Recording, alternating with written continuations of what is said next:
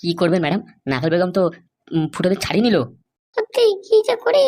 আমরা গেলাম একদিকে আর হয়ে গেল আরেক। হ্যাঁ, ওই ফুটোরা তো ঘরের মধ্যে রয়েছে বিন্দাস। আমি তো বুঝতেই পারছি না ম্যাডাম, কি করে এরকম কেস থেকে ও বেরিয়ে গেল। আরে এখানে তো ওই নাকাল বেগমের সব কাজকর্ম বোঝাই যাচ্ছে। ওই ওদের ঢুকিয়েছিল জেলের মধ্যে, আবার ওই ওদের বার করেছে। কিন্তু কেন কেন এই কাজটা করলো? আমার মনে হচ্ছে ওই নারকেল বেগমের কাছে কটকটি থাকে না, ওই কটকটির ঠাকুমাকেই ওরা ছাড়িয়েছে। ওরা নিশ্চয়ই কটকটির ঠাকুমাকে বেঁধে রেখেছিল। আপনার কি তাই মনে হয়? আমারও কেমন একটা সন্দেহ যেমন লাগছে। হ্যাঁ, আমাদের দূর দূর করে যে একবার তাড়িয়ে দিল, ওরা আমি মনে হচ্ছিল। এই তো মাথায় হাত পড়ে যাচ্ছে, ওরা আপনাকে ঘরে ঢুকতে দিল না? আরে আমিও তো ভাবতে পারিনি আমাকে এরকম অপমান করে ঘর থেকে তাড়িয়ে দেবে ওরা। ওরা কিন্তু মোটেও ওই কাজটা ঠিক করেনি আপনার সাথে।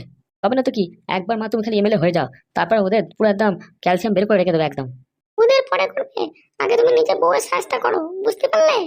মা, আমি তো তোমার কথাই শুনে করছি, সকাল বিকেলে গুদ্দুম মুদুম কেলানি দিচ্ছি ওকে, দেখি কি করে ওকে সাজটায় নিয়ে আসা যায়। কি হয় নারকেল বেগমের এত সাহস আমার ঘরেতে ঢুকে আমার বরকে ফলমূল দিয়ে দেখতে এসেছিল? হ্যাঁ, ভাবা যায়? আমার বাড়ির ভেতর ঢুকে গেছে ওরা। হ্যাঁ, এটা কি মেনে নেওয়া যায়? এই পোড়া মুখ মিনছে। হ্যাঁ, হাঁটতে গেছে আর ওই সময় ঘরের মধ্যে ঢুকে পড়লো। আরে ম্যাডাম, আমি কি বলবো? হ্যাঁ, আমি তো এসে দেখছি ওরকম কাণ্ড কারখানা করে বসে আছে। ওরা এসে দাদাবাবুর সাথে কথা বলছে। কি বলবো আমি? ওই টাইমে কিছু তো বুঝতেই পারছিলাম না। তুই রে, ঘরে ছেড়ে আমি একা কোথাও যেতে পারবো না গো। তোর উপর বিশ্বাস নেই আমার। আমার মাথায় ঢুকছে না খো, নাগেল বেগম কেন আমাদের বাড়িতে এলো, তা আমার না থাকতে? আরে দাদাবাবু, ওদের তো ষড়যন্ত্র করেই রেখেছে না, এটা বুঝতে পারছেন না? চিন্তা কর না, ওদের ষড়যন্ত্র কি আছে সেটা আমি জেনেই ছাড়বো। কোনো ব্যাপার না। আরে ম্যাডাম, আপনি চিন্তা করবেন না, আমি তো খোঁজ লাগাচ্ছি। একবার শুধু একটা সূত্র পাই, তারপর সব জানতে পেরে যাবো কি থেকে কি হচ্ছে আর কি করতে চাইছে ওরা। তবে হ্যাঁ, ওদেরকে কম ভেবো না গো, ওরা সব এক একটা জিনিস কিন্তু বলে দিলাম।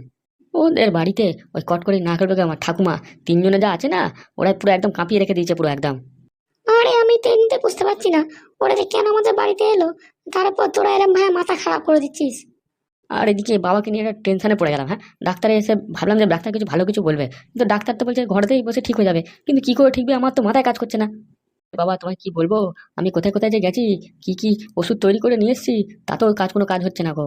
দেখছি আরো কিছু করবো কাজ আমি। কি করবো বল বাবা, ওই রোগীকে তো হসপিটালে নিয়ে যাবো না? তোর সামনে তো ডাক্তারে বললো ও বাড়িতে থেকেই সুস্থ হবে, হসপিটালে গেলে আরো খারাপ হয়ে যাবে। কিন্তু ওষুধের সাথে সাথে ঝাড়পোকা তারপর এইসব খাওয়াচ্ছ, এতে কোনো কাজ তো দেখতে পাচ্ছি না আমি বাবার।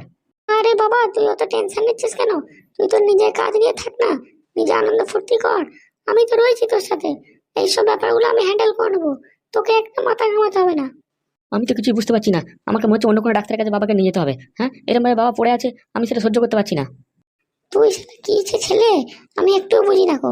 ডাক্তারে বলে দিল যে ঘরে থাকলে ভালো হয়ে যাবে, তারপরে তোর মাথায় এইসব চলছে? হ্যাঁ, তোর যেটা কাজ তুই কর না। তুই তোর বউকে নিয়ে সামলা না। কেন আমাদের মাঝখানে তো কথা বলছিস?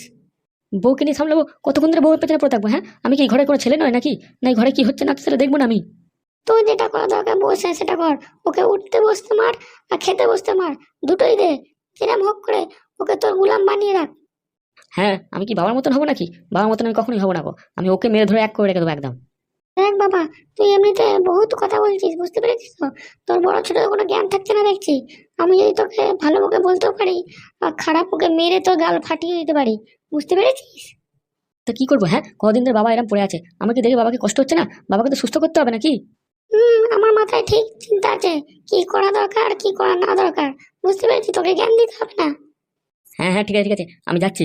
আমার তো খেয়ে দেয়ে কাজ নেই, তোমাদের মাঝখানে এরকম খালি কথা বলবো। হ্যাঁ হ্যাঁ, যা যা যা। তুই ফালতু কথা বলছিস না তো, আমাদের মাঝখানে তোর কথা বলতে হবে না। বলছি ম্যাডাম, ভাইপোকে কিন্তু বেশি মুখের উপর কথা বলবেন না, ভাইপো কিন্তু এখন অন্যরকম হয়ে গেছে। কিছু করার নেই গো, যে মেয়ের সাথে বিয়ে দিয়েছি ওই মেয়ে পুরো ওর মাথা খেয়ে নিয়েছে একবারে। ওই নইলে আমার সাথে এরম ভাবে কথা বলে? কখনো বলে না।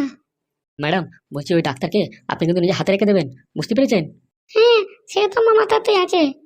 আসলে ওই ডাক্তারকে কিন্তু আমাদের মাঝে মাঝে দরকার লাগবে, কারণ ওকে ঘরে ডাকতে হবে বারবার, আর সবকিছু শিখিয়ে রাখতে হবে, যাতে ও আপনার ছেলের সামনে যেটা বলে আপনার ছেলে যেন সেটা বিশ্বাস করে। তাই নাকি?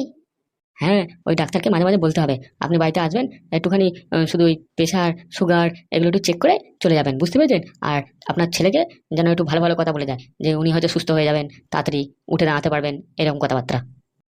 হ্যাঁ, আমার মাথাতে ওই বুদ্ধি আছে। আমি ডাক্তারের সাথে ওইভাবে কথা বলে রাখবো। হ্যাঁ, আমাদের আর কোনো চাপই নেই, ওই ডাক্তারের কথা শুনে ছোটবাবু এরকম পুরো সারা মনে ভালোভাবে থাকবে। এই নাকাল বেগমের ব্যবস্থাটা কিছু একটা করতে হবে। ও যে আমাদের ঘরে আসতে শুরু করেছে, এটা মেনে নেওয়া যাবে না। কোনো বুদ্ধি আছে আপনার মাথায় তাহলে? গ্রামের লোকজনকে দেখেছে নাকি ওকে আসতে? সেটা তো আমার মাথায় নেই, কি আর বলি আপনাকে। নারকেল বেগম এখানে কি মতলবে এসছে কে জানে বাবা। আমরা তো ফুটোতে বাড়িতে অন্য কিছু মতলবে গেছিলাম। ওসব নিয়ে চিন্তা করবেন না, আমি আছি তো, সব দেখে নেবো। আর নাকাল বেগমে ম্যাডামের ওকে সবার চোখে তো খারাপ করেই দিয়েছি, আরো করে দেবো। তো ম্যাডাম, আপনাকে যে বললাম এই গরিব মানুষদের কাপড় ফাপড় বিতরণ করার জন্য, ওটা নিয়ে কিছু ভাবলেন? টাকা পয়সা তো আছে, ওই যে বললাম বরের নামে আছে, তো বরের নামে থেকে টাকাগুলো বের করতে হবে, তো তবে তো করবো আমি। কি করে টাকাগুলো বের করবো বলুন তো, আমার তো মাথায় ঢুকছে না। আমার মাথায় বুদ্ধি একটা প্ল্যান এসছে। ওকে দিয়ে যা হোক করে ডুপ্লিকেট সই আমি বানাবো, বুঝতে পারলি? ও সই করা আছে কিছু কাগজে, ওটাকে নকল করবো আমি। তারপর ওই টাকা তুলে বসে বসে খাবো। কিন্তু ম্যাডাম, আপনি সই নকল করতে পারবেন তো? ও বাবা, ওটা কি আমার কাছে কোনো ব্যাপার নাকি?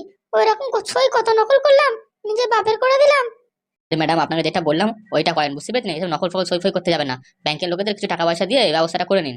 হ্যাঁ, আমি ওটাই ভাবছিলাম যে ব্যাংকে গিয়ে কথা বললেই হয়।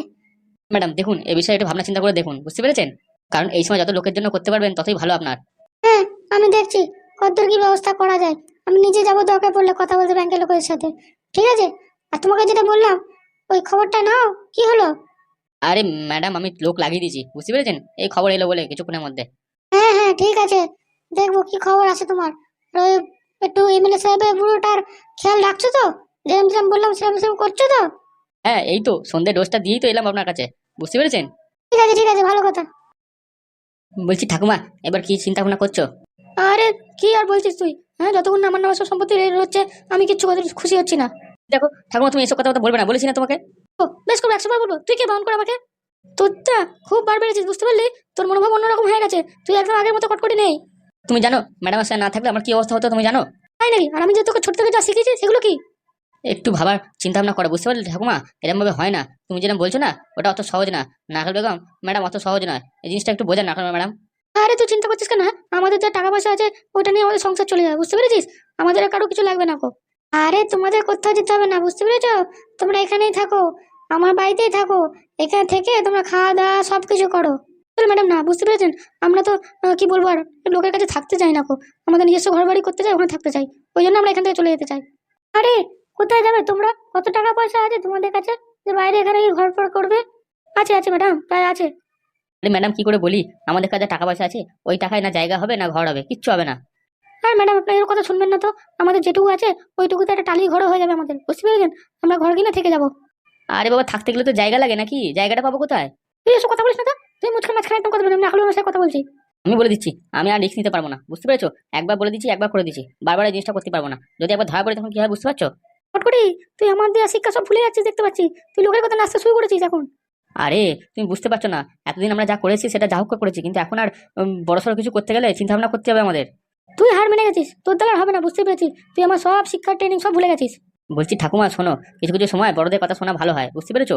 তুই মুখের উপর কথা বলছিস কেন তো? আরে কোথায় মুখের উপর কথা বলছি, আমি তো তোমাকে বোঝাচ্ছি নাকি? তোকে যেটা বলছি তুই সেটা করবি কিনা বল। আচ্ছা ম্যাডাম, না করে ম্যাডাম বলুন আপনি, আমি কি খারাপ বলেছি? 2-3 কাঠা জমি দিয়ে একটা দোকান হয়ে যাবে আমাদের, সেটা কি খারাপ? এখানে করলেই তো জিনিসটা থাকবে ভালো। একবার যখন আমাদের ব্যবসাটা রানিং হয়ে যাবে, আমাদের কি আর কোনো অসুবিধা হবে? আসলে তুই বুঝছিস যে তোর ঠাকুমা একটু বড়লোক হতে চায়, ভালোভাবে থাকতে চায়, ওসব ছোটখাটো ব্যবসা করতে চায় না। ওই জন্যই ওনার সমস্যা হচ্ছে। কথাটা ম্যাডামকে কে বুঝাবে? হ্যাঁ, কে বুঝাবে? এ আমার বলছে চুল পেয়ে গেছে, আমার নাকি পটল ডাঙা যাওয়ার সময় হয়ে গেছে, আমাকে এইসব কথা বলছে, বুঝতে পেরেছেন? তুমি আমার সাথে সুন্দর কথা বলতো, আমার কথা শুনতো, এখন আমার একটা কথা শোনে না, কি হয়েছে কি জানি আর। আরে ঠাকুমা, আমি কিছু হয়নি, তুমি ভুল ভেবো না। কি বলবো ম্যাডাম বলুন? আমার ছেলে তো ভালোই ছিল, হঠাৎ করে আপনার কাছে এসে যে এরকম হয়ে গেল, আমি কিছুই বুঝতে পারছি না। তর্ক করছে, চোখ রাঙিয়ে কথা বলছে, এগুলো কি? আরে আপনি ভুল করছেন, বুঝতে পেরেছেন? ওকে একটু ভালো করে বুঝুন, দেখবেন ওর থেকে ভালো ছেলে আর হয় না গো। ও যা করে নিজের পরিবারের জন্য, আপনার জন্যই করে। ও যদি আমার জন্য এতই ভালো ভাবতো তাহলে আমার মুখের উপর তর্ক করতো না গো। বলছি কটকটি, তোমরা দুজন এরকম ভাবে ঝামেলা করো না, বুঝতে পেরেছো? ভালোভাবে সবকিছু মিটিয়ে নাও। আরে ম্যাডাম, আপনাকে কি বলবো, ঠাকুমার মাথা ঠিক নেই, বুঝতে পেরেছেন? উল্টো পাল্টা কথা চিন্তা ভাবনা করছে। এক তো বললাম আমি জায়গা কিনে দোকান করা, ব্যবসা করা, ঠাকুমার মাথায় চলছে বিদেশে যাওয়া। কি বলি বলুন তো? আরে আমি তো আছি আপনাদের পাশে, নাকি? অত চাপ নেবার কি আছে? কটকটি আমারও ছেলের মতো, বুঝতে পেরেছেন? আপনি কটকটি এখানে থেকে যেতে পারেন, আমার কোনো অসুবিধা নেই।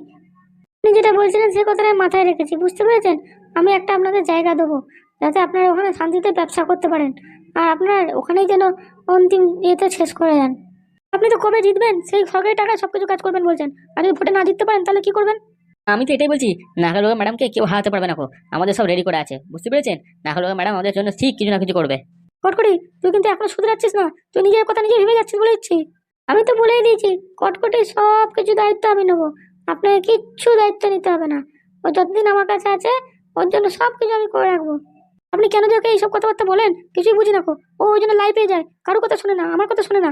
ওসব ছাড়ুন, আমার ক্যাবলা বড়া বিরিয়ানি কেমন লাগলো খেতে সেটা বলুন আগে। বিরিয়ানি রান্নার তো কোনো কথা নয়, আপনার স্বামী তো ভালোই রান্না করে তাই না? ও মুখে জল চলে আসে আমার, আর একবার খেতে ইচ্ছা করে। ঠিক আছে, পরে এবার আবার কাল পরশু রান্না করছি তখন খাবেন। আচ্ছা ঠিক আছে। কটকটি, ঠাকুর একটু খেয়াল রাখো, বুঝতে পেরেছো? মাথা গরম করে ফেলছেন উনি। আচ্ছা ঠিক আছে ম্যাডাম, আমি খেয়াল রাখছি। কটকটি, এই মহিলাকে কিন্তু লুটতেই হবে বলে দিলাম, টাকা পয়সা নিয়ে তো কিন্তু আসতেই হবে। আরে ঠাকুমা, তোমাকে তো বললাম আমাকে একটু সুযোগ দাও না, আমি ঠিক এই কাজটা করে দেবো, বুঝতে পেরেছো? তুই ওখানে অত নাটক করছিলিস কেন? হ্যাঁ আমার সাথে। এটা আমার মাথায় বুদ্ধি ঠাকুমা, তুমি অতটা বুঝবে না, বুঝতে পেরেছো?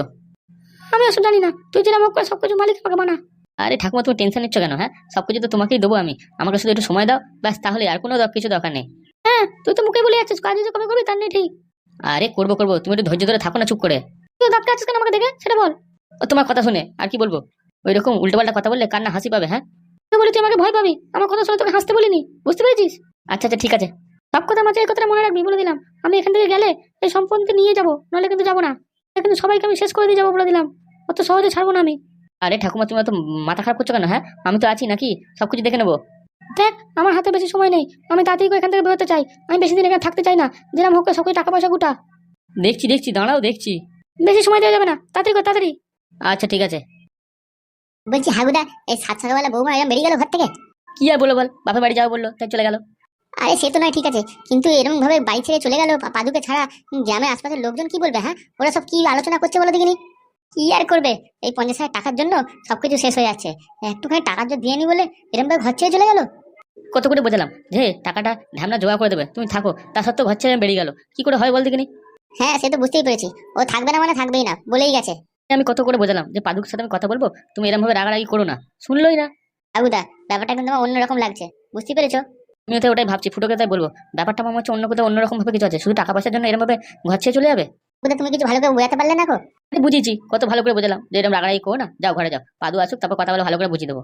বলে কিনা পাদুর সাথে কথা হয়ে গেছে আমার, আমি ঘরে থাকবো না গো। আরে বিয়ের পর এরম ভাবে প্রথমবার বাড়িতে এলো, আর এরম ভাবে রাগারাগি করে চলে গেল, লোকজনে কি বলছে জানো হাগুদা? তোমার শুনলে মাথা খারাপ হয়ে যাবে। ও, তুমি যাই বলো, বৌমার মাথায় ওসব কিছু শোনা নেই, ও লোকে যা বলে শুনবে না। কত করে বললাম যে ঢ্যামনা টাকাটা দিতে ব্যবস্থা করে, তা সত্ত্বেও শুনলো না গো। হ্যাঁ, বলে কিনা টাকা দিচ্ছ না চলেই যাচ্ছে, কোনো মানে হয় এর? হাগুদা, তুমি বুঝতে পারছো না, মেয়ে বৌমা কিন্তু খুব টাকা লোভী হয়ে গেছে, ও টাকা না দিলে যা খুশি তাই করে নেবে। এবার বৌমা তো জানে না যে পাদুর চাকরিটা চলে গেছে, ওই জন্যে। আমি কত করে বললাম যে আমাদের এরকম অভাবের সংসার, বুঝতেই পারছো, পাদু একা হাতে সবকিছু টানছে। হ্যাঁ, ওর হাতে মনে হয় নিশ্চয়ই টাকা পয়সা নেই, তাই জন্য তোমার দিতে পারছে না, কিছুতেই শুনলো না।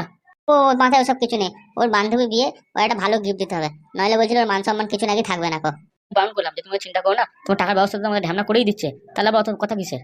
বৌমা বলেই গেছে, আজকে যদি টাকা না নিয়ে যেতে হয় তাহলে আমি আর এই বাড়িতে ফিরবো না গো, কোনো মানে হয় এসবে বল? আমরা তো রয়েছি, আমাদের কি বললি একবার কি টাকা জোগাড় করে দিতে পারতাম না? হ্যাঁ, এরকম ঘর ছেড়ে দেওয়ার কোনো মানে আছে? আমার কাছে তো পাদু এসেছিল, বলছিল ব্যথা ফ্যাথা ঠিকঠাক কমেছে কিনা তার জন্য। আচ্ছা, পাদু তো তোকে বলেছিল কোন আয়ুর্বেদিক ওষুধ তৈরি করে দেবে, সেটা কি বানিয়ে দিচ্ছে তোকে? না না না, এখনো তো বানিয়ে দেয়নি, আসলে পাদু নিজের ঝামেলা জড়িয়ে গেছে না এভাবে, ওই জন্য তো। আমি তো পাদুর সাথে কথাই বলছিলাম, সবক্ষণ ঢামনা ডাকতে হলো পাদুকে, আমি তো শুনে অবাক হয়ে গেলাম। আমার তো মনে হচ্ছে বান্ধবীর বিয়েতে কিছু গিফট ফিফট দেবে না, বুঝতে পেরেছো? ওই টাকা নিয়ে অন্য কিছুই করবে, এটা সন্দেহের ব্যাপার আছে একটা।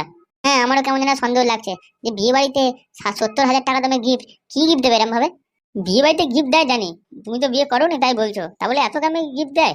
তো কথা তুই বলছিস, তুই তো মনে হচ্ছে ভুলেই গেছিস আমার দুটো বিয়ের কথা। হ্যাঁ, তোমাকে ডাকলাম তখন তুমি এলে না, বলো যখন ঝামেলাটা হচ্ছিল ঘরের মধ্যে। কি করে আসবো, তখন আমার চেহারার অবস্থা দেখিসনি তুই? আমি তো বলেছিলাম এই চেহারা নিয়ে আমি বৌমার সামনে আসবো না।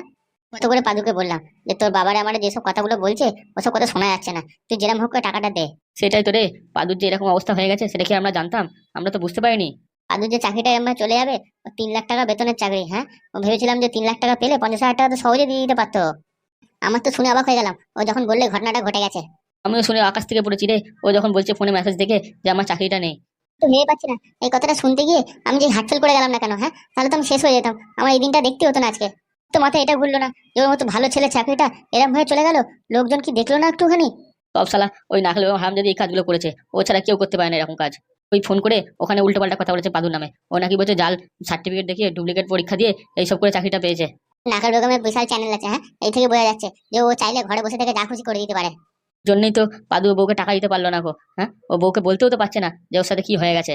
সত্যি হাগুদা, আমাদের মাথায় মনে হচ্ছে বাজ পড়ে গেছে। আর কিছু করার নেই, এরকম ভাবে চাঁদারদের সমস্যা যদি চলে আসে তাহলে আমরা বাঁচবো কি করে? লাল ব্যাটারি যে কথাটা জানে, নাদন তো জানে না। নাদন খবর পেয়ে গেছে, কিছু জানো? ওদেরকে বলে দেওয়া দরকার, ওর মাথাতে নিশ্চয়ই কোনো বুদ্ধি বেরোবে। তো কত করে পাদুকে বললাম যে এই ঘটনাটা তো কালকে যখন ঘটেছে তখন আমাদেরকে তখনই বলে দেওয়া দরকার ছিল, সবাইকে ডেকে, নাদন, আমাকে, লাল ব্যাটারিকে, সবাইকে। আসলে আমার ছেলেটা পাদু মান সম্মানের ভয়তে কাউকে বলতে পারেনি, বুঝতে পারলি? ওর বউ তো ছেড়ে চলে যেত ওকে, তাই না? ও তো এই যে ভয়তেই কার লোকজন যাতে হাসাহাসি না করে সেই জন্য কাউকে কিছু বলেনি।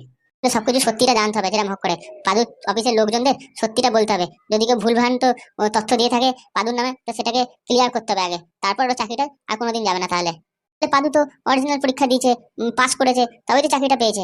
তো আমাদের অত চিন্তা করছি কেন? পয়সা খাইয়ে যে এত কিছু করা যায়, এটা আমাদের কোনো ধারণাই ছিল না। বাবা কি হয়েছে তোমার? বাবার কি হয়েছে? দেখুন, আমরা তো কিছু যাই না, হঠাৎ করে দেখি উনি এরকম শুয়ে পড়েছেন। ওনার হয়তো শরীরটা ভালো নেই, তাই আমরা ভাবলাম যে ওনার বাড়ির লোককে ডাকি। আচ্ছা ডাক্তারবাবু, কি হয়েছে বলুন তো? উনি এরকম শুয়ে আছেন কেন, কথা বলছেন না কেন? আরে তোমরা তো টেনশন নিও না, ওনার জাস্ট একটু শরীরটা খারাপ হয়েছে, বুঝতে পেরেছেন? হয়তো জ্বর এসছে, তাই জন্য উনি একটু রেস্ট করছেন। উনাকে ভালো হয় একটু বিশ্রাম করতে দিলে। আমার বাবা কি হয়ে গেল? আমার বাবা ঠিক হয়ে যাবে তো? আমার বাবাকে প্লিজ আপনারা ছেড়ে দিন না, আমার বাবাকে ছেড়ে দিন না। দেখুন, ওরকম ভাবে তো মানুষটাকে ছেড়ে দেওয়া যায় না। ওনার নামে একটা কেস আছে, ওনার একটু শরীরটা খারাপ হয়েছে, তাই জন্য আমরা ডাক্তার নিয়ে এসেছি, ওনাকে চেক করছেন। আপনাকে তো চিন্তা করতে হবে না। আমি জানি না, আমি যাবো না, আমি আমার বাবার কাছে থাকবো। আমার বাবার কি হয়েছে? এই দেখো বুড়ি, তুমি এখানে থাকতে পারো না এরকম ভাবে। এখানে ডাক্তার আছে, পুলিশ আছে, সবাই ওনারা দেখবেন। তুমি বাড়ি চলো।